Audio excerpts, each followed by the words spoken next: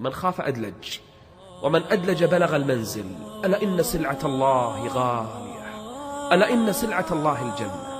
إذا قالوا لك أين تريد أن تصل بالطريق؟ قل أريد القمة. أنا ما أرضى بالوسط، أنا ما أرضى بالدون، أنا لن أقبل إلا بالقمة. لا تيأس. إذا أردت القمة، إذا أردت أعلى المراتب، لا تيأس. لا تحاول مرة وتفشل، مرتين وتفشل وتجلس. لا تيأس من أول محاولة، ولا من ثاني محاولة، ولا من ثالث محاولة. اصبر، طريق طويل، طريق شاق. الخواف يظل طول عمره تحت، الجبان طول عمره جالس، ما راح يصعد، ما راح يرقى الجبال. ومن يتهيب صعود الجبال يعش أبد الدهر بين الحفر. اللي جالس طول عمره يخاف أن يرقى جبلا، أو أنه يتجاوز نهرا، أو أنه يجرب أي محاولة، هذا الجبان الخواف راح يعيش طول عمره بالحفر.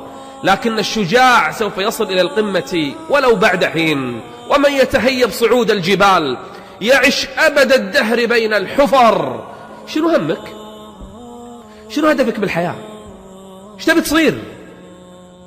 قل حق نفسك أنا ما راح أقبل إلا بالقمة، أنا ما راح أقبل بأي شيء. قل لي ما همتك أقول لك من أنت وماذا ستكون. من أراد أن ينظر إلى وجه الله عز وجل فليعمل، من أراد الفردوس الأعلى فليعمل، من أراد طلب العلم فليعمل. مثل ما كان بعضهم سئل من أين لك هذا العلم كله؟ قال بكور كبكور الغراب وسير في الأرض. يعني سهر وسير وعمل. تريد القمة وأنت نايم؟ تريد القمة وأنت جالس؟ تريد القمة بلا تخطيط، بلا هدف، بلا حرص على الوقت؟ يعني أنا أستغرب بالإنسان يريد القمة ووقته ضايع. تدري من الأشياء اللي تمنعك عن الوصول للقمة؟ أحيانا بعض الشهوات والمعاصي. واحد متعلق ببنت، أو يموت على الأغاني، أو ينام عن الصلاة، هذا وين يوصل للقمة؟ هذا ما يستطيع يتجاوز خطوة. الذي علق قلبه بالذنوب والمعاصي ما يصل للقمة أبدا. إن الله يحب معالي الأمور، حديث هذا في صحيح الجامع. إن الله يحب معالي الأمور ويكره سفسافها. لو تسأل بعض الناس شنو هدفك في الحياة؟ ترى شيء يفشل. بعض الناس شنو تبي توصل؟ والله كلام تافه. بعض المقابلات في التلفزيون يسألون بعض الناس أنا ودي أصير مغني، أنا ودي أصير نجمة، أنا ودي أني أكون لاعب. طيب وبعدين؟ هذه القمة؟ في ناس عنده حب تحدي، دام أنك ماشي صح ما عليك من المثبطين. أوصل. أنا هدفي أن أصلح الدنيا، تصلح الدنيا، امش في هذا الطريق. إذا كنت في أمر مروم فلا تقنع بما دون النجوم. إذا أردت فكر في أعلى أمر، في أعلى مكان. لا تقول ما أستطيع، لا تقول الأمر صعب، لا تقول ما أقدر، لا تقول ما حد يساعدني. ايش تبي بالناس؟ كن عصاميا. من العصامي؟ العصامي الذي يعتمد على نفسه بعد الله عز وجل بس. لا تقول الناس، لا تقول فلان، لا تقول يعينوني، ما لك شغل بأحد. أنت إذا أردت أن تصل تستطيع أن تصل ولو لوحدك. لا وقت للراحة. ديننا دين عزم وجد. وكان النبي صلى الله عليه وسلم يستعيذ بالله من العجز ومن الكسل. اللهم إني أعوذ بك، في دعائه اللهم إني أعوذ بك من العجز والكسل. أين همتك العالية؟ أين الهمة الكبيرة؟ أول العمل هم وينتهي بهمة. الهم قبل الهمة. ترى يهتم الإنسان ثم تصير عنده همة عالية ثم يصل إلى القمة. لكن أين أصحاب الهمم؟ اللي قاعد يطالع فوق ويبي يصل للقمة، يا أخوان ما يبالي بالتعب. تدري متى الإنسان لما يصعد الجبل إذا وقف صعب، لازم يكمل، لازم يكمل، لازم يكمل، حتى إذا وصل بعدين ارتاح.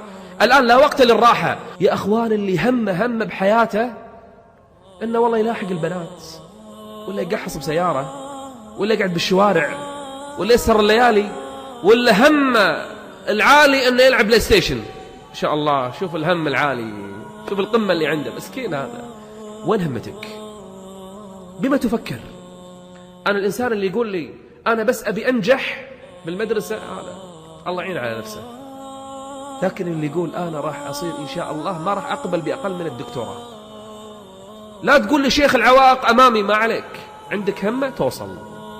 والله لو طالت بك السنين، والله لو تمر عليك السنون بلا يعني محاولات، بس استطعت أن تفعل سوف تفعل إن شاء الله يوم من الأيام. لكن اجعل لك هم عالي، تحفظ القرآن سهل. يقول ابن القيم أجمع عقلاء كل أمة أن النعيم لا يدرك بالنعيم. تبي النعيم؟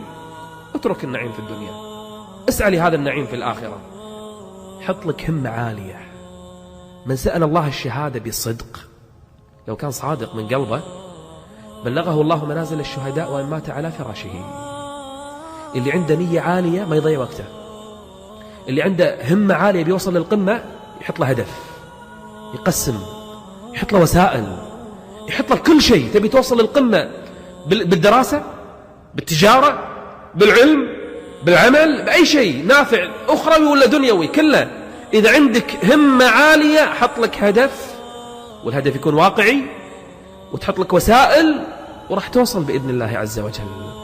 أما أنك سبهللة جالس ما تعرف متى تقوم. بعض الناس لما يناموا تصدقون والله في ناس ينام حتى الساعة محاطة ما يدري متى يقوم. صدقون في ناس كذي يقول أنا متى ما قمت. الله، كذي حياتك ضايعة؟ شو الحياة هذه؟ لا عنده شيء اسمه قيام ليل، لا يعرف شيء اسمه صلاة فجر، لا يقوم من الصباح الباكر يحفر الأرض يكدح حتى لو لأجل الدنيا، لكن يعمل. رجل عنده هم عالي. في ناس أبدا أبدا ترى ماكو شيء، حياته ما يدري إيش عايش أصلا. لا تقول لي يا شيخ ما أقدر، ما في مجال. لا، في مجال، لو تريد أن تعمل في مجال، لكن ضع لك هدفا ستصل إلى القمة بإذن الله عز وجل. إذا أردت أن تصل، وما نيل المطالب بالتمني ولكن تؤخذ الدنيا غلابا، وما استعصى على قوم مثال إذا الإقدام كان لهم ركابا. إذا أردت أن تصل بإذن الله عز وجل ستصل، فإذا عزمت فتوكل على الله. طريقنا إلى القمة شاق لكنه لذيذ وممتع، وإذا وصلت إلى القمة هنالك الراحة، هنالك الراحة. استعن بالله عز وجل ولا تعجز، وابدأ من الآن. ضع لك هدفا في الحياة، وبشر إخوانك يوم من الأيام بأنني قررت في ذلك اليوم وفي ذلك المخيم نويت أن أفعل كذا وكذا، وأعانني الله عز وجل ووصلت إلى ما كنت أريد. أسأل الله عز وجل أن ينفعني وإياكم بهذه الكلمات، وأن يجعل أعمالنا خالصة لوجهه. وصلى الله وسلم على نبينا محمد وعلى آله وصحبه أجمعين.